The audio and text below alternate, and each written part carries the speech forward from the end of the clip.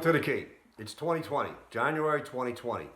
My guess is you will have an exam within about a year. We don't know enough about a crystal ball, but I'm guessing within 1 year. It means we're going to be in a classroom within a few months, 6 months maybe or so. You need to start picking it up. Pick up the pace a bit. All right, here's what we're going to do today. Let's begin. I want to start to actually teach. All right, there are questions in today's lesson. It's 5 pages. There's 2 questions in there. They're very in-depth answer keys and such, but I'm pretty much going to give it away. The point that the question makes, because I want to teach. I don't want to hold back, okay? The question will serve then to reinforce, all right? Here's what we did. The last video left off with 208. Now that 219 is over, 2020 has begun, every year I do an Interim recap. I take every single Interim that comes out, break it down into a key lesson, right? So that Interim recap is complete. So I'm going to cherry pick that, take out 2, and use them as examples so I can teach them, all right? So you get into the mode of the key method of how to approach matters. Okay, page 1. You need to look at the document that accompanies this as we do this, okay?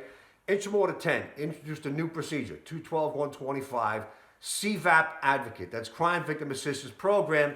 It introduces 2 new actors, right? Look at the top of the page there. There's 2 new actors. There's a CVAP Advocate, and then that person has an assistant called a community assistant. Most important thing to understand is the advocate does not work for us. They are not a civilian member of the service. They work for crime victim services, okay? The community assistance, however, is a CMOS, right? CMOS, civilian member of service. Okay, you look at the steps, right? Operations coordinator has some basic steps. If this was a sergeant's course, we wouldn't even put those lines in the lesson plan. Let's continue. Desk officer make a command log entry for the CVAP advocate when they're present for duty in EOT.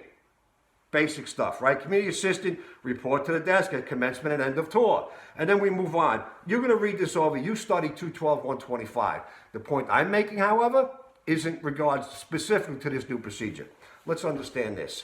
202 is like the well. 202, there are duties and responsibilities for the desk officer, 202-14, patrol supervisor, 202-17, anti-crime sergeant, 202-18, right? All the way through, even lieutenants, 202-11, 12, and 13. That's the operations coordinator, special ops coordinator, platoon commander. Here's one standard that runs through all of them. Approach the desk at the beginning of your tour as present for duty, and a desk officer will make an entry for you present for duty. That was a big deal when it happened in 2014. It used to be a sergeant walked in to start their tour, went behind the desk, said, boss, I need to get in there. And they went to the command log themselves. Sergeant Monahan, PFD, that means present for duty. If you can, go behind the desk and say, boss, can I just look through the command log for a minute and look and see the way things are written, all right? Sergeant Monahan, PFD, that means present for duty. And then, of course, EOT, means end of tour. Used to be that way. 2014, this was a big change. Now a boss walks into the command to start their tour. They have to report to the desk. The desk say, okay, I got you, and then make the command log entry. Sergeant Monahan, PFD, all right? It's a standard 202, 14, 17, 19, 18, all of them. Why am I harping on that? Read the procedure of the patrol guide, it's 2 pages. Then study the key lesson, it's 1 page. And when I say study it, this is the key method now. We're going to look at this procedure in the key lesson plan, always with a mind on how could they ask a question? What is the typical question that might come out of this? Look, this is going to work easier let's look at the actual patrol guide. Anthony, can you throw the patrol guide up here? So we can take a look. Bottom of the page. Now, I covered this in the key lesson just a moment ago, but look closely. Desk officer. Make a command log entry when this person is present in EOT, right? Now, that person they're not active in march and they have no steps. Again, they don't work for us. So we're not directing them in a patrol guide procedure. So the next actor is the assistant. That person is a CMOS. We direct them, look at the steps. Report to the desk at commencement and end of tour. Okay, stop right there for a second. Picture this. Data test. Desk officer, make a command log entry that the assistant is present for duty or end of tour. It's freaking wrong. Look again. Desk officer, make an entry for the non-member of the service who does not report to you, but the community assistant is told to report to the desk at commencement end of tour, and the desk is not told to make a command log entry. Do you see how it's reversed? The logic, the usual thing, the thing you expect is absolutely reversed. Now, they didn't do that on purpose. It just happened that way.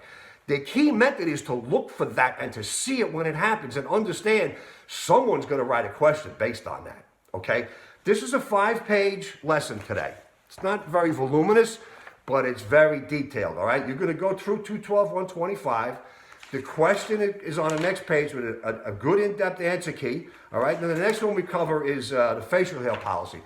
I don't want to make this too long, so I'll just say real quick. You used to have to carry your documentation if you were justified to have a beard for medical or religious reason. No longer have to carry it. The medical exception used to say limited to 1 millimeter, and the religious exception said ½ inch. They fixed it. They're both ½ inch now. A lot more to it than that. It gets a little detailed, but I tell you what, as always, when something is detailed and crazy, we make a key box for it, okay? So take this 5-page lesson, study it, and I'll talk to you next week.